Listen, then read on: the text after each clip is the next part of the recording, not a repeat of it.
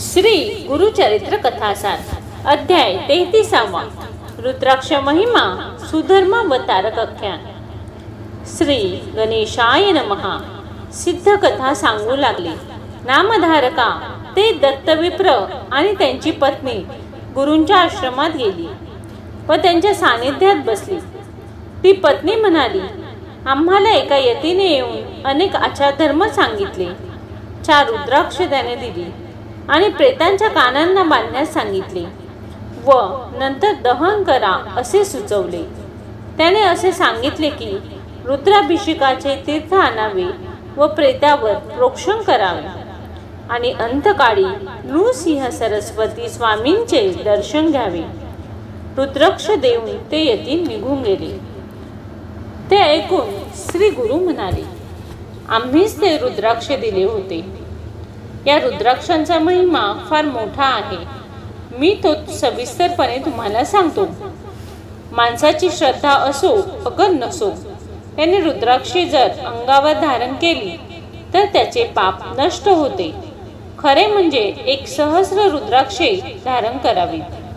पण ते जमले नाही तर शेंडीला 1, दोन्ही हातात मिळून 24, गळ्यात 32, मस्तकाभोवती 24, 2 कानांवर 12 मिळून 93 रुद्राक्ष धारण करावी किंवा गळ्यात 108 रुद्राक्षांची माळ धारण करावी.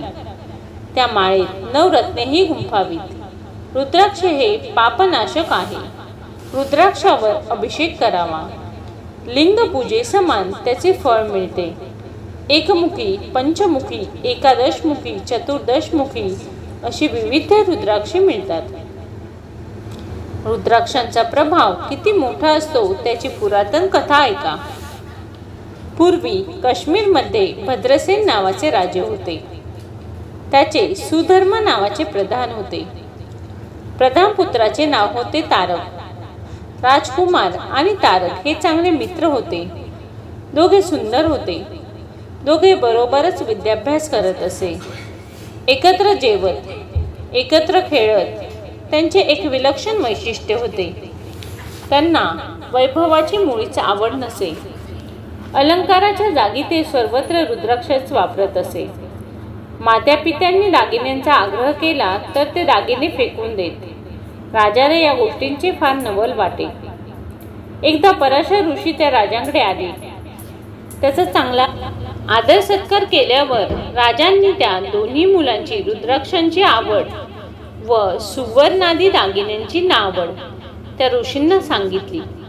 म्हटले, ऋषीवर्य, आपण त्रिकाळ आहात. आपण याचे पूर्वकर्मातील कारण सांगाल तर समाधान होईल. ऋषीवर्य म्हणाले, मला या मुलांचा पूर्वीचा जन्म दिव्य दृष्टीने दिसत आहे. ती हकीकत मी सांगतो, नीट ऐकून घे.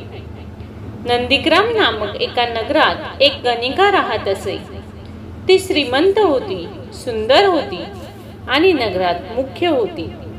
तिच्याकडे अनेक वारांगना होत्या. सर्वजणी मोठ्या वैभवात राहत होत्या.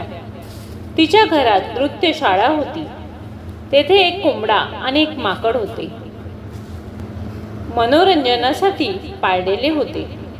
ती वेश्या स्वतः शंकरांची भक्त होती. त्या माकडाच्या आणि कोंबड्याच्या अंगावर तिने रुद्राक्ष बांधलेली होती. ती त्यांनाही नृत्य शिकवत असे. तिचा एक नियम विशेष होता.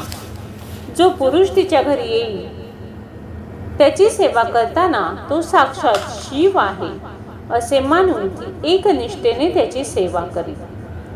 एकदा काय झाले, एक शिवव्रती असा मोठा श्रीमंत व्यापारी तिच्याकडे आला. त्याच्या उजव्या हातात रत्नखचित शिवलिंग होते. त्याचे तेज सूर्यासारखे होते. त्या व्यापाराचे स्वागत करून तिने त्याला नाट्यशाळेत नेले आणि त्याची नाना प्रकारे सेवा केली. त्याच्या जवळचे शिवलिंग पाहून ती आपल्या सखीला म्हणाली, असे बहुमूल्य शिवलिंग आपल्या जवळ हवेच असे मला वाटते. त्या व्यापाऱ्याला तू विचार की आपण लिंग जर देणार असाल तर 3 दिवस मी त्यांची केवळ एकट्यांची एकनिष्ठेने सेवा करेन. त्याप्रमाणे त्या सखीने त्या वैश्य व्यापाऱ्यांजवळ बोलणे केले. तेव्हा तो म्हणाला, जर तुमची ती प्रमुख वेश्या 3 अहोरात्र केवळ माझी सेवा करेल तर मी हे लिंग तिला देण्यास तयार आहे. ती वेश्या त्या गोष्टीस तयार होतीच. शिवव्रतीने एक अट घातली, 3 दिवस 3 रात्री तू माझी धर्मपत्नी म्हणून राहावे. त्या काळात दुसऱ्या कोणाचीही सेवा करू नये. तसेच हे लिंग म्हणजे मला प्राणापेक्षाही प्रिय वस्तू आहे. या 3 दिवसात जर ते भंगले, फुटले, हरवले, नाहीसे झाले तर मी चितेत उडी घेऊन जीव देईन. ती अट त्या वेश्येने मान्य केली.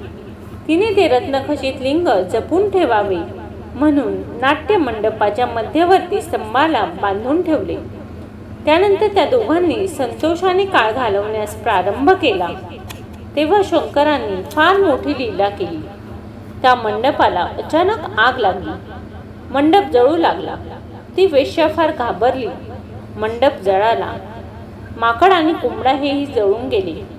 मंडपाचा मधला खांबही जळाला. त्याला बांधलेले लिंगही फुटून नष्ट झाले. सर्वत्र हाहाकार झाला.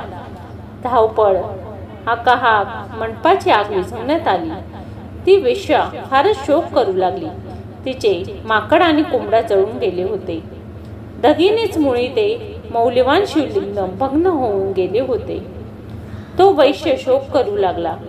त्याने अग्नी पुन्हा प्रदीप्त केला आणि त्यात उडी मारून स्वतःला जाळून घेण्याची सिद्धता केली. त्यावेळी त्या वेश्येने शिवव्रतीला 3 दिवसांसाठी पती मानलेले होते. त्यानुसार सर्वस्वाचे लोकांना एकाच आज्ञेने तिने दान केले आणि त्याच्याबरोबर चितेत प्रवेश करण्यास ती तयार झाली. तिला अनेक युक्तिवाद करून त्या विचारापासून परावृत्त करण्याचा प्रयत्न अनेकांनी केला, पण तिचा निर्धार कायम होता. तिने त्या व्यापाराबरोबरच त्या चितेत उडी घेतली. तिने उडी घेताच आश्चर्य घडले. तेथे सर्व आयुधे धारण केलेले शंकर साक्षात प्रकट झाले. चिता तर नाहीशीच झाली. त्या वेश्येला आपल्या हाताने बाजूला घेऊन ते सदाशिव म्हणाले, मी सर्व काही माया रचली होती. तुझ्या भक्तीची मी परीक्षा घेतली. तू खरी पतिव्रता आहेस. तू तुझे वचन सत्य केलेस. तुझवर मी प्रसन्न आहे. तुला काय वर पाहिजे तो माग. त्यावेळी ती वेश्या अत्यंत नम्रतेने भगवान सदाशिवांना साष्टांग प्राणिपात करून म्हणाली, मला नित्य आपल्या सानिध्यात वास करायला मिळावा आणि माझ्या दासदासींनाही माझ्यासोबत कैलासात नित्य वस्ती करायला मिळावी. आम्हा सर्वांना यापुढे पुनर्जन्म नसावा. त्यावर त्या शंकरांनी दिव्य विमानात सर्वांना बसवून स्वर्ग मार्गे कैलासात गमन केले आणि त्या वेश्येला दासदासी व परिवारासह मुक्ती दिली. एवढे सांगून पराशर पुढे म्हणाले, राजा भद्रसेना, जो कोंबडा व माकड त्यावेळी शिवलिंगासह मंडपात जळून गेले, त्यांनाच आता तुझा पुत्र आणि प्रधानाचा पुत्र म्हणून पुनर्जन्म मिळालेला आहे.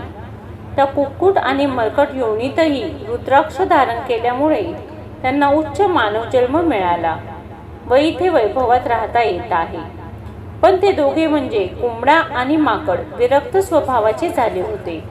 त्यामुळे अंशात्मक रीतीने त्यांना या जन्मात तीच विरक्ती प्राप्त झाली आणि वैभवात असूनही रुद्राक्षच आवडतात. त्यांचे पुण्य अगाध आहे. पराशर याप्रमाणे सांगून थोडा वेळ थांबले. तेव्हा राजाने त्यांना आणखीन प्रश्न केला. असे म्हणून सिद्ध नामधारकांना म्हणाले, राजाचा प्रश्न फार महत्त्वाचा आहे व त्याच्या उत्तरात अनेक गोष्टी दडलेल्या आहेत, पण त्या पुढील अध्यायामध्ये मी तुम्हाला सांगतो. 33वा अध्याय समाप्त. व्हिडिओ आवडल्यास लाईक करा, सबस्क्राईब करा. धन्यवाद.